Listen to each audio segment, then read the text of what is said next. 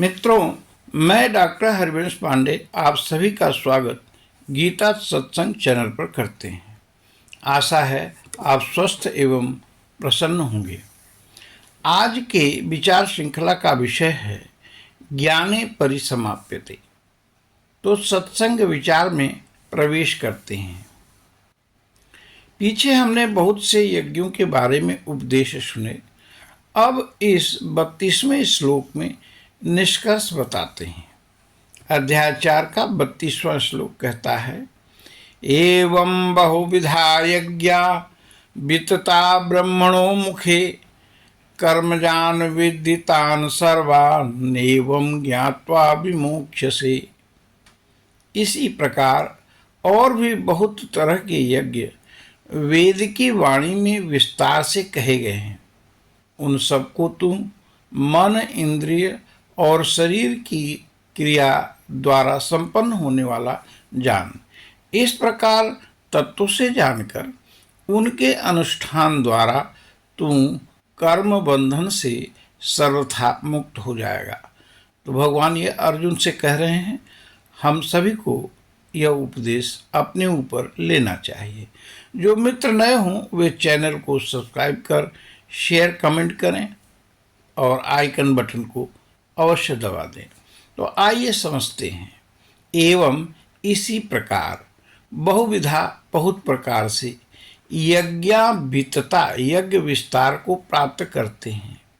ब्रह्मणों मुखे वेद के मुख में कर्मजान विद्धि कर्मों जो कायिक वाचिक और मानसिक।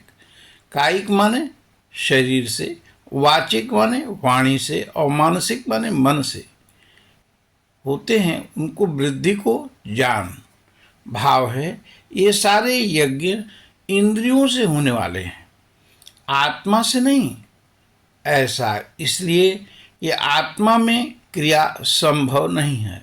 अतः तान सर्वान एवं ज्ञात्वा, इन सबको ऐसा समझकर।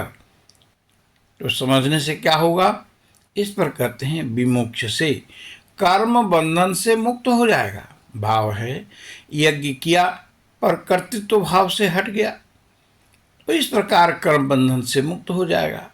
कुछ भी शुभ अशुभ हो, बस निमित्त हो जा, इंस्ट्रूमेंटल हो जा, यही मुक्ति का मार्ग है।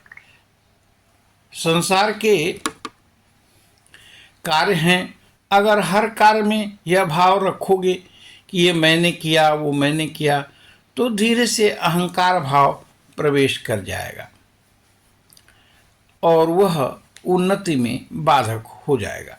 ऊपर के श्लोकों में कई यज्ञों की वार्ता हुई। अब अध्याय 4 के 33वें श्लोक में भगवान ज्ञान यज्ञ की प्रशंसा करते हैं। तो आइए समझते हैं ज्ञान यज्ञ को। श्लोक कहता है, श्रेयान् द्रव्यमयाद्यज्ञात् ज्ञान यज्ञ परन्तप सर्वं कर्माखिलं पार्थ ज्ञाने परिसमाप्यते। हे परंतप अर्जुन, द्रव्यमय यज्ञ की अपेक्षा ज्ञान यज्ञ अत्यंत श्रेष्ठ है तथा यावन मात्र संपूर्ण कर्म ज्ञान में समाप्त हो जाते हैं। तो द्रव्यमय यज्ञ क्या है? जो अभी तक कहा गया, जिस यज्ञ में द्रव्य का प्रयोग हो। जैसे किसी ने अस्पताल बनवा दिया तो द्रव्य लगा, तो ऐसे यज्ञ यानी सैक्रिफाइस को द्रव्य यज्ञ कहा गया। हवन किया गया, घी आदि वस्तुओं का प्रयोग हुआ, यह द्रव्यमय यज्ञ हुआ। तो भगवान कहते हैं, हे परंतप, द्रव्यमयात यज्ञात ज्ञान यज्ञ श्रेयान। हे परंतप अर्जुन, द्रव्यमय यज्ञ से बेहतर है, बेटर है कौन सा यज्ञ? ज्ञान यज्ञ। पर क्यों? तो इस पर कहते हैं, सर्वम अखिलम कर्म, क्योंकि सारे द्रव्यमय यज्ञ कर्म को आरंभ करने वाले हैं। जितने भी द्रव्यमय यज्ञ है वो कर्म को प्रारंभ करते हैं। भाव है कर्म आरंभ होगा तो साधक उसका कर्ता स्वयं को मान लेगा और इस प्रकार उसे कर्मफल भले ही शुभ हो मिलेगा। कुछ लोग तो भंडारा करवाकर सब जगह कहते हैं कि मैंने भंडारा किया, मैंने दान किया, मैंने अस्पताल बनवाया, आदि आदि। तो उनमें अहंकार भी आ जाता है। तो अहंकार से साधक की उन्नति रुक जाती है, अनेक दुर्गुण आने की संभावना बन जाती है। कर्ता भाव से शुभ अशुभ फल मिले जो आवागमन का मार्ग प्रशस्त करते हैं। वहीं ज्ञान यज्ञ क्या करता है? तो पार्थ ज्ञाने परिसमाप्यते, हे अर्जुन, यह ज्ञान यज्ञ न अहंकार लाएगा न शुभ अशुभ फल ही देगा। तो ऐसा क्यों? तो क्योंकि ज्ञान यज्ञ शुभ फल भी नहीं देगा। ऐसा क्यों होगा? क्योंकि ज्ञान यज्ञ सारे फलों को सब ओर से परिपूर्ण जलाशय की तरह होता है, उसमें सारे फल समा जाते हैं। तो भाव हुआ ज्ञान यज्ञ मोक्ष रूप है, इसीलिए श्रेष्ठ है। अब ये ज्ञान यज्ञ है क्या? तो कहते हैं सर्वत्र शांत ब्रह्म दर्शन, कृष्णमय संसार का दर्शन, संपूर्ण संसार उसी में समाहित है का भाव हो तो ज्ञान यज्ञ हो गया।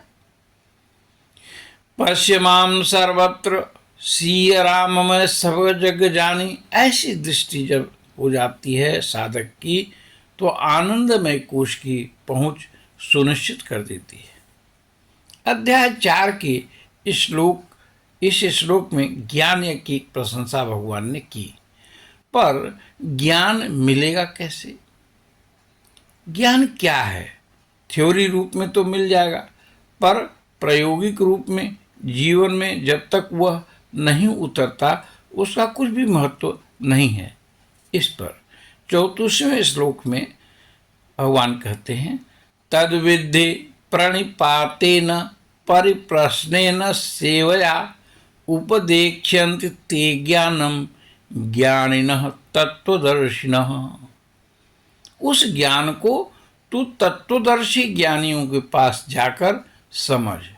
उनको भली भांति दंडवत प्रणाम करने से, उनकी सेवा करने से और कपट छोड़कर सरलतापूर्वक प्रश्न करने से वे परमात्म तत्व को भली भांति जानने वाले ज्ञानी महात्मा तुझे उस तत्व ज्ञान का उपदेश करेंगे। तो क्या विधि हो?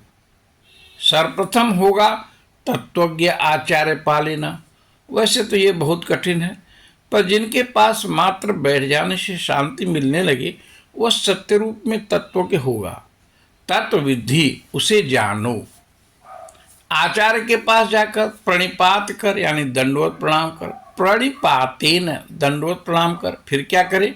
परिप्रश्नेन उनके सहमति से प्रश्न करे। कैसे प्रश्न? कौन से प्रश्न करे? शरीर क्या है? आत्मा का शरीर से क्या संबंध है? मैं कभी दुखी कभी सुखी क्यों होता हूँ? क्या मैं बंधन में हूँ? बंधन का कारण क्या है? वासना क्या है? क्रोध से क्या हानि होती है? क्या करूँ कि क्रोध न हो? लोभ निवृत्ति के क्या उपाय हैं? शिष्य के क्या कर्तव्य हैं? विद्या और अविद्या में क्या अंतर है? इस प्रकार निष्कपट भाव से जानने की लालसा से प्रश्न करे, परंतु सेवा भी करे गुरु की। वे तभी तत्व ज्ञान करेंगे जब शिष्य की सेवा से खुश हो जाएंगे। गुरु जब खुश होंगे तब उपदेक्ष्यन्ति उपदेश करेंगे। ते माने तुझसे, ज्ञानम ज्ञान को कहेंगे, तत्व ज्ञान का उपदेश करेंगे।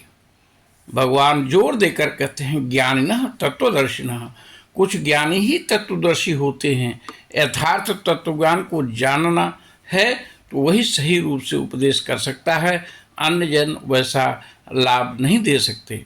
तो अर्जुन भाग्यशाली हैं कि तत्वज्ञानी शिरोमणि ही उनको शिक्षा दे रहे हैं। तो हम अपनी वाणी को यहीं विश्राम देते हैं। आइए भगवान का नाम लेते हैं। हरि ओम तत्सत, हरि ओम तत्सत, हरि ओम तत्सत। आप सभी को बहुत बहुत धन्यवाद, प्रणाम।